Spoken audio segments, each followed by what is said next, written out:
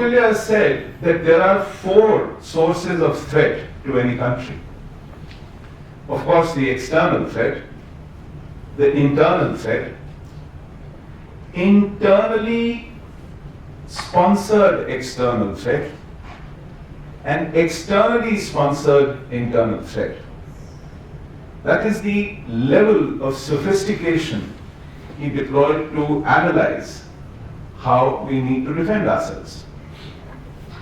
And 3 of these 4 that he mentioned relate to your internal situation.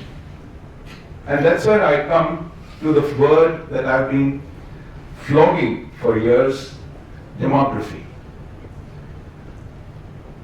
Due to my interest and my curiosity, I have been part of different think tanks, been studying documents and strategies and proposals on our security.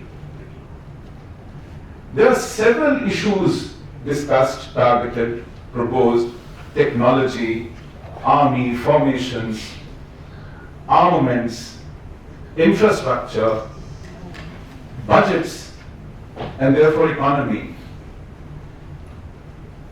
I seldom come across a paper that highlights demography as an important aspect of our security. We are almost as if shy and apologetic about addressing this very crucial factor as one of the cornerstones of guaranteeing our security. And this is where I sometimes feel we overlook. Our borders today are wonderfully managed. We have a great army, we fought wars and we've excelled. We don't lack valor. And now, thankfully, we don't lack budgets to arm ourselves with the latest technology, great equipment. We train our people. But what do we do? And for the perhaps first time, we publicly acknowledge that there was a half a front within, besides the 2 fronts outside. We still didn't define that half a front, we left it a little vague. But we started, and thankfully so. How do we go about this half a front? Where do we find a policy reflected in this issue? Have we ever seen a document where national interest is put paramount in stabilizing our demography, especially in sensitive geographies? Do we see this as a national concern? Do we see it as part of our discourse, our media discourse, our professional discourse? I'm afraid not, and this harks back to our traditional native wisdom on national security. I have an interesting example to share with you to underline what I'm saying.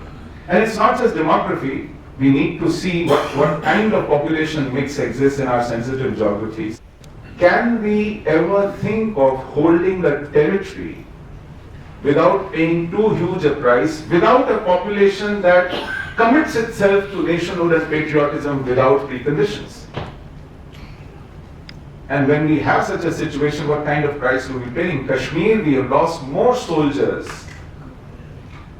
battling insurgency than we've lost in all the wars put together post-independence.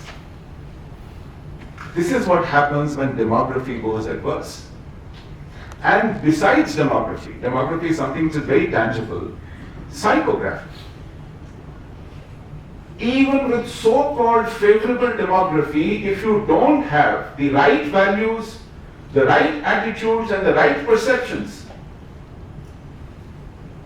we are vulnerable.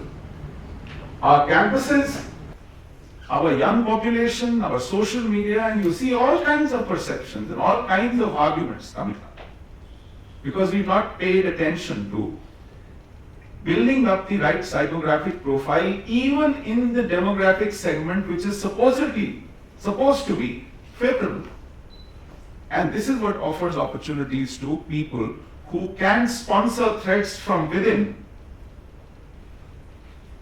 And that's a huge vulnerability. So this is how they are shaping up, and we need to, in our discourse, in our narrative again, an extremely important part of dealing with this, Thank you very much, first of all, giving me this opportunity to share space with you and to share space with our luminary, Sri Pandit Doval ji. Thank you very much for a wonderful book after so many books, and hope to see some more along the way. And I hope all of you will buy a copy on your way out.